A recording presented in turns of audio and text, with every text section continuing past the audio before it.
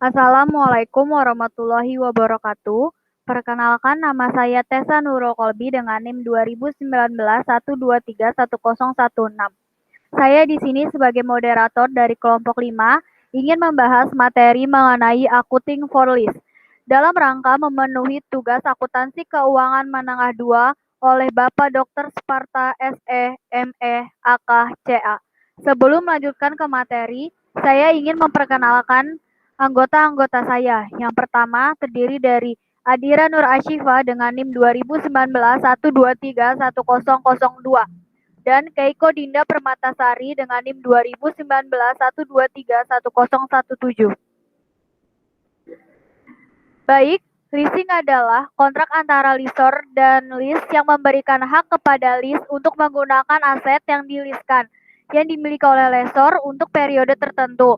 Aset apa saja yang biasa dileaskan?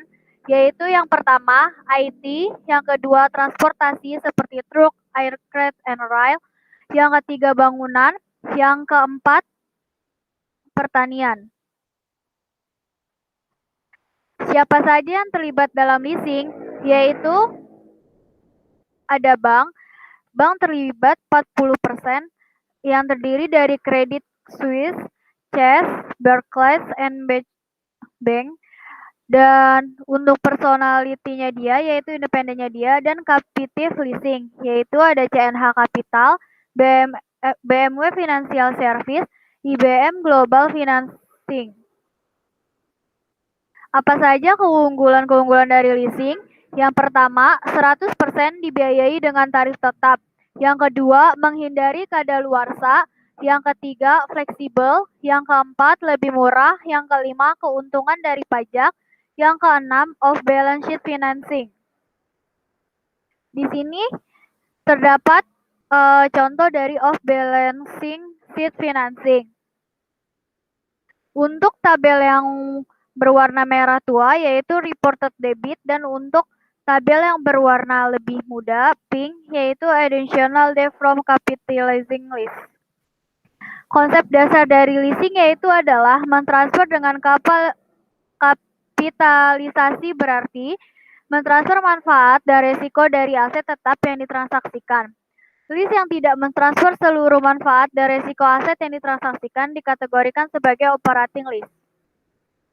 Di sini ada contoh dari jurnal untuk operating lease, yaitu didebit oleh beban sewa dan dikredit oleh cash, dan untuk capital lease didebit oleh aset lease, dikredit oleh utang jangka panjang lease. Di sini juga kita memberikan keterangan walaupun kepemilikan terhadap aset mungkin tidak berpindah selaras dengan kepindahan manfaatnya. Akuntansi dari sisi lease. Jika lease mengkapitalisasikan transaksi lease, didebit ke aset lease dan dikreditkan ke utang lease. Caranya dengan mempresent value-kan beban sewa. Di sini terdapat note yang pertama mencatat depresiasi aset lease. Yang kedua, pembayaran beban sewa untuk membayar bunga dan pokok utang lease. Di sini terdapat jurnal untuk capital lease. Untuk airframe atau lease-nya itu didebit oleh lease equipment dan dikredit oleh lease liability. Dan untuk lessernya itu didebit oleh lease receivable dan dikredit oleh equipment. Di sini juga terdapat 4 kriteria finance lease. Yang pertama, lessor mentransfer kepemilikan ke lease. Yang kedua, lease mengandung opsi untuk membeli. Yang ketiga, waktu lease material dibanding dengan umur ekonomis aset. Yang keempat, nilai sekarang beban sewa menghasilkan jumlah yang material dibandingkan jumlah harga pasar aset. Satu atau lebih kriteria di atas jika dipenuhi maka dikategorikan sebagai finance lease. Dari 4 kategori ini bila diilustrasikan itu seperti ini tampilannya. Dan di sini terdapat kriteria kapitalisasi, tes pemulihan investasi, pembayaran lease minimum atau minimum lease payment, yaitu pembayaran sewa minimum, nilai residu yang digaransi atau dijamin, penalti jika tidak bisa memperbarui kontrak lease. Yang keempat, opsi pembelian dengan harga murah atau bargain purchase option. Terus di sini juga yang tidak termasuk dalam minimum list payment. Yang pertama itu adalah asuransi, yang kedua reparasi dan pemeliharaan, yang ketiga pajak. Tarif bunga. Yang masuk pada tarif bunga yaitu adalah tarif implisit atau implicit interest rate. Yang kedua, tarif incremental pinjaman atau incremental borrowing rate. Present value minimum list payment menggunakan tarif bunga implisit. Jika tarif bunga implisit sulit ditentukan, maka list menggunakan tarif bunga incremental. Aset dan liabilitas diukur secara berbeda. Aset dan liabilitas dicatat sebesar nilai terendah antara 1. Nilai sekarang dari minimum list payment excluding executory cost, atau yang kedua nilai pasar dari aset list. Untuk pembahasan periode depresiasi akan dibahas oleh Adira Nurashifa. Selanjutnya ada periode depresiasi. Yang pertama, jika perjanjian lease termasuk transfer kepemilikan, maka periode depresiasi sama dengan umur ekonomis. Yang kedua, jika perjanjian lease tidak ada transfer kepemilikan, maka periode depresiasi sepanjang umur lease. Selanjutnya ada metode bunga efektif. Digunakan untuk mengalokasikan beban sewa ke beban bunga dan angsuran pokok utang.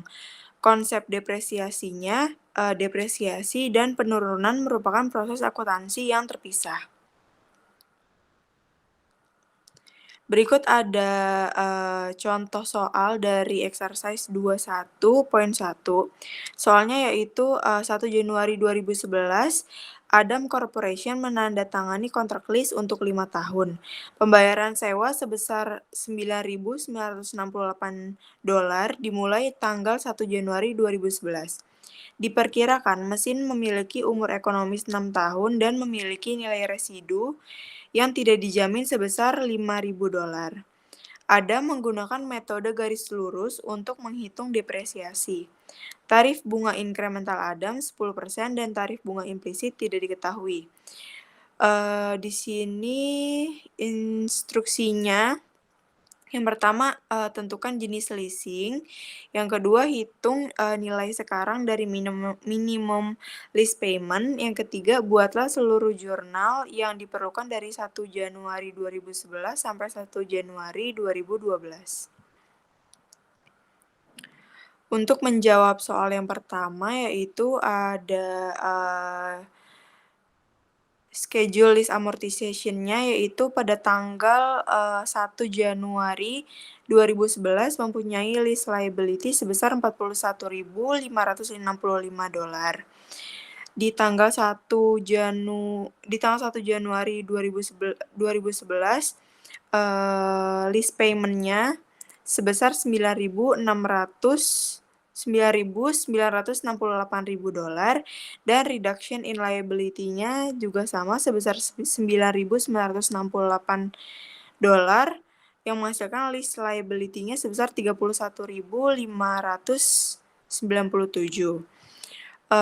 Untuk list payment di tanggal 31 Desember 2011 nilainya sama sebesar $9.968. Ada bunganya sebesar 10%, yaitu $3.160. Reduction in liability-nya sebesar $6.808 dan list liability-nya sebesar $24.789. Di tanggal selanjutnya di tanggal 31 Desember 2012 untuk list payment-nya masih sama sebesar $9.968. Interest expense-nya sebesar 10% dari 9.900 menjadi 2.479.000. Reduction in liability-nya sebesar 7.489, list liability-nya 17.300. Di tanggal 31 Desember 2013, list payment-nya 9.968, interest expense-nya 1.730, Reduction in liability-nya sebesar 8.238. Lease liability-nya sebesar 9.062. Untuk lease payment di tanggal 31 Desember 2014 sebesar 9.968, interest expense 10% sebesar 906, reduction in liability-nya sebesar 9.062 dan lease liability-nya 0. Selanjutnya ada metode operating lease menandatangani sewa untuk memanfaatkan aset selama masa sewa tanpa memperhitungkan pembayaran di masa yang akan datang. Ilustrasinya contoh sama dengan di atas, tetapi dikategorikan sebagai operating lease. Jurnal pada tanggal 1 Januari 2011. Di sini ada comparison of capital lease with operating lease.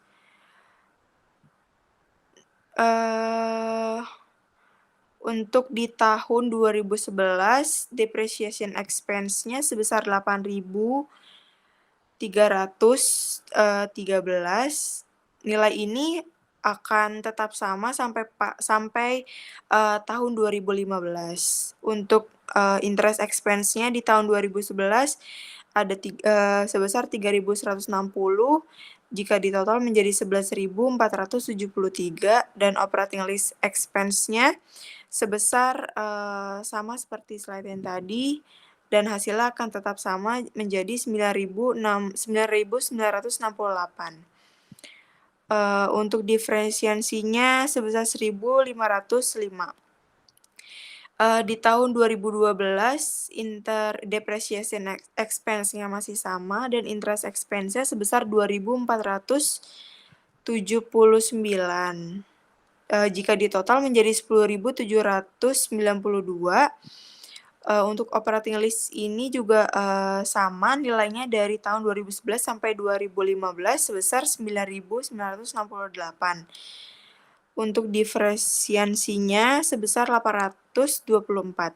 Di tahun 2013 interest expense sebesar 1.730 jika ditotal dari depreciation expense dan interest expense menjadi 10.043. Untuk diferensiasinya sebesar 75. Di tahun 2014 mempunyai interest expense sebesar 906 dan jika ditotal bersamaan dengan depreciation expense-nya menjadi 9.219 dan mempunyai diferensiasi minus 749. Untuk di tahun 2015 mempunyai interest expense-nya 0. Jika ditotal hanya depreciation expense-nya saja sebesar 8.313 dan mempunyai diferensiasinya sebesar minus 1.655.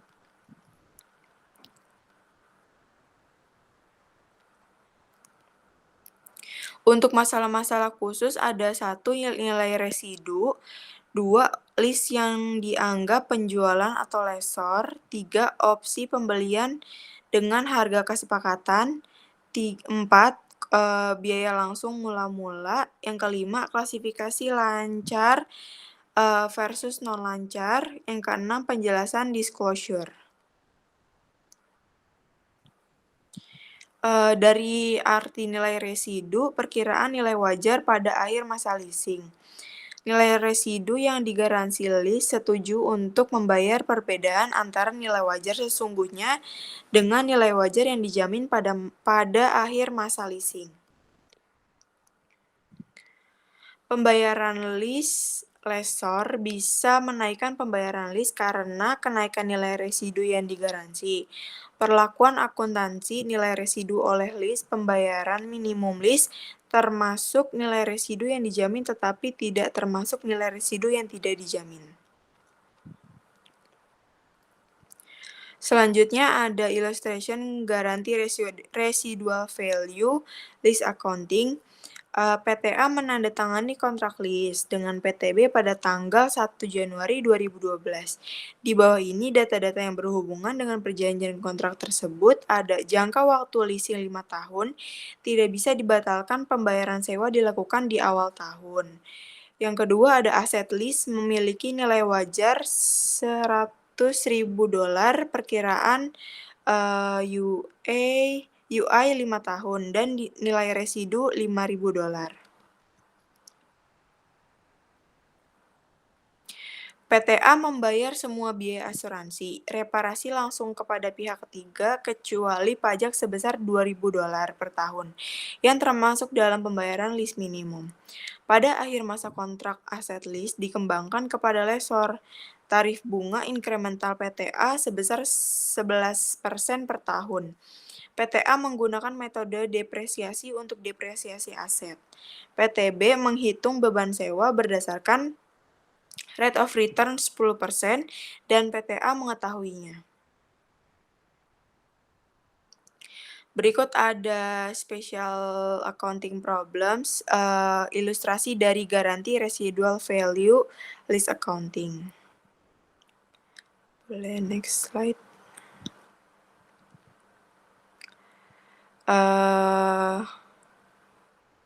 Ini lanjutan dari illustration garansi residual value lease accounting-nya. Diasumsikan PTA melakukan depresiasi untuk aset lease dan nilai residunya $5.000, tetapi nilai wajar aset pada 31 Desember 2016 sebesar $3.000.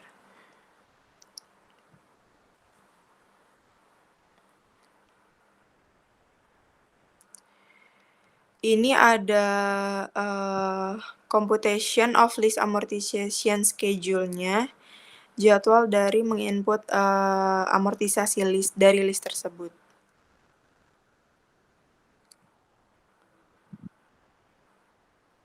Di sini ada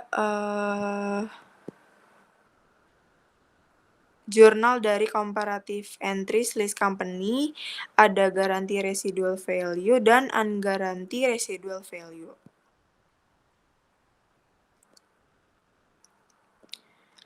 Opsi beli dengan harga kesepakatan atau lease, nilai sekarang dari pembayaran lease minimum memasukkan nilai sekarang dari harga beli kesepakatan. Perbedaan antara harga beli kesepakatan dengan nilai residu yang dijamin pada perhitungan depresiasi. Lancar versus tidak lancar. IFRS tidak memberikan cara menghitung jumlah yang dikategorikan lancar dan tidak lancar, baik dengan annuity due maupun ordinary annuity, melaporkan pembayaran pokok utang untuk periode yang akan datang sebagai utang lancar. Selanjutnya bisa rekan saya yang melanjutkan, yaitu Keiko. Selanjutnya kita akan membahas problem exercise 20.5 yaitu tentang computation of actual return. Di sini ada contoh dari Gingrich Important Profit the following pension plan information.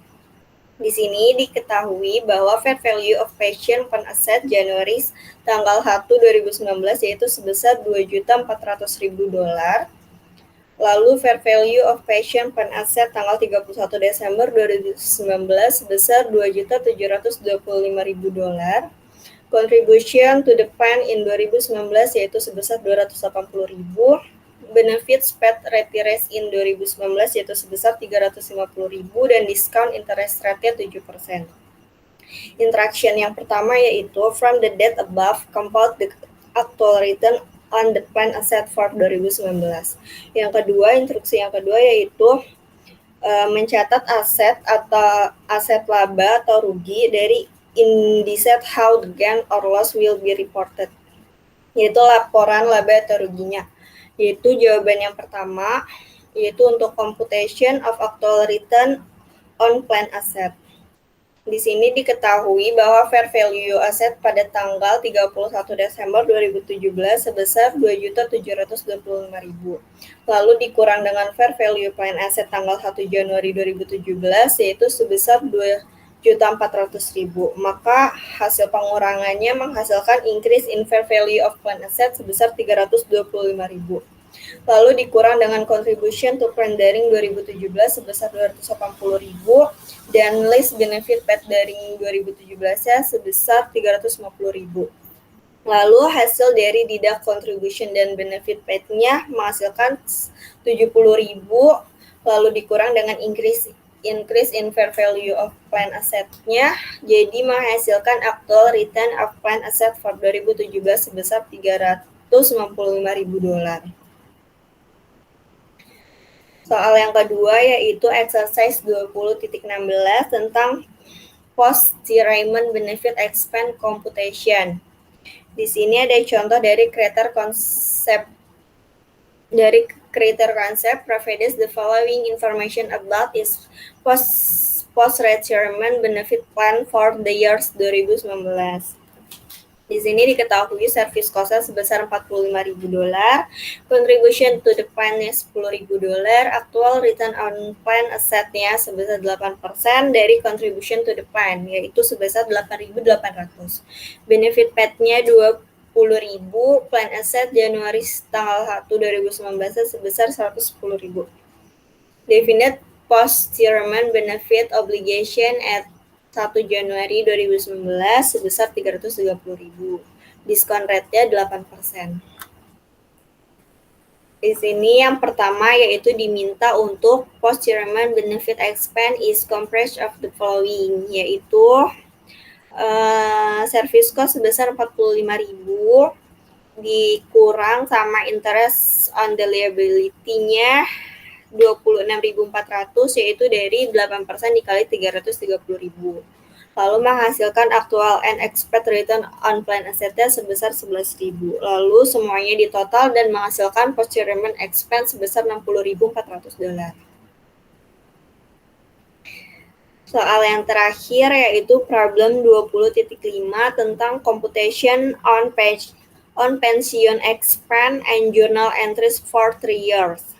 Di sini contoh dari Heath Toothpaste SA entities a definite benefit pension plan for its 50 employees on January tanggal 1 2019.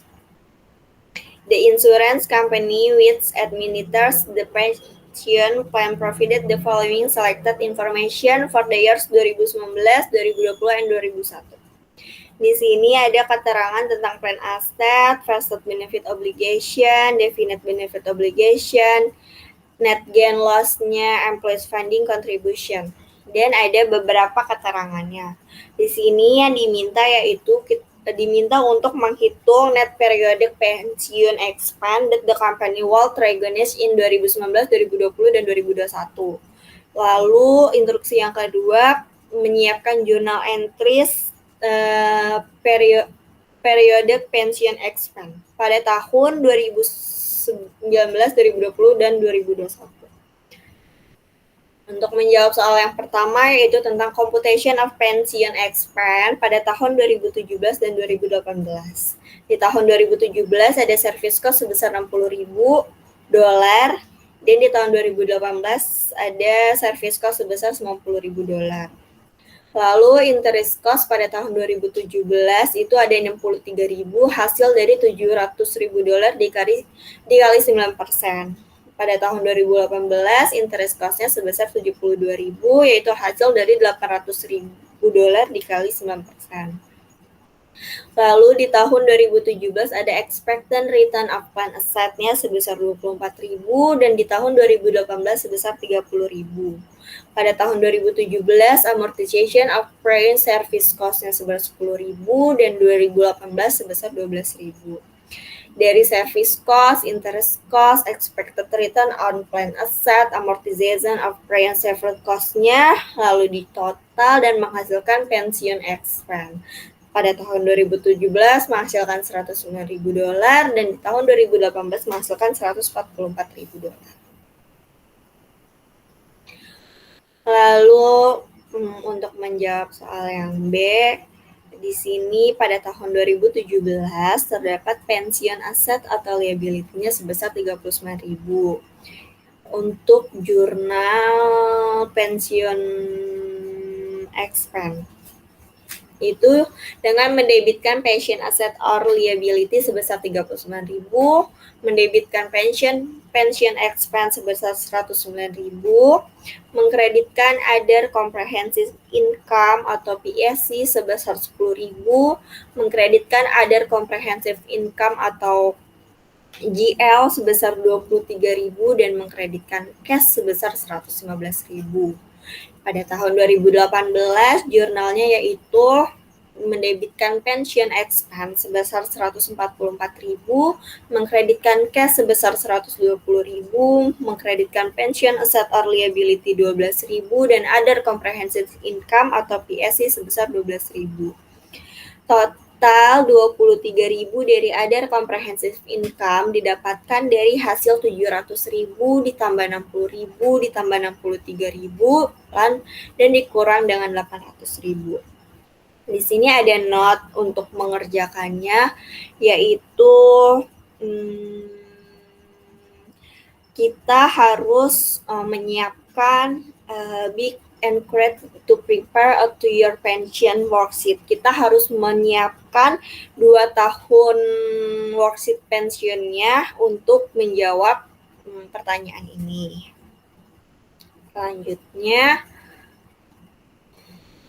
Selanjutnya di sini ada tampilan untuk jurnal, general journal entries, dan memory card. Pada annual pension expense, di sini akunnya ada annual pension expense, ada cash, ada prior service cost, ada gain or loss, dan pension asset or liability. Di saldo awal 1 Januari 2017 terdapat pension asset or liability-nya sebesar 140.000 di sisi kredit. Lalu ada service cost-nya sebesar 60.000 di sisi debit, interest cost-nya 63.000 di sisi debit, actual return-nya sebesar 24.000 di sisi kredit. Lalu ada unexpected loss itu 0, terus amortization of PSC-nya di annual pension expense-nya 10.000 di sisi debit dan dikreditkan dengan prior service cost 10.000. Lalu untuk contribution-nya jurnalnya yaitu dengan mengkreditkan cash 115.000. Lalu mengkreditkan increase in PBO sebesar 23.000. Lalu di jurnal di sini ada keterangan untuk jurnal entry tahun 2017 sampai dengan balance di tanggal 31 Desember 2018. Lalu di sini ada memory card-nya yang isinya projected benefit obligation dan plan asset. Jurnalnya masih sama, mengikuti dari contoh soal sebelumnya.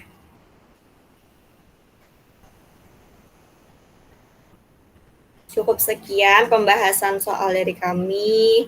Presentasi kami kembalikan ke moderator.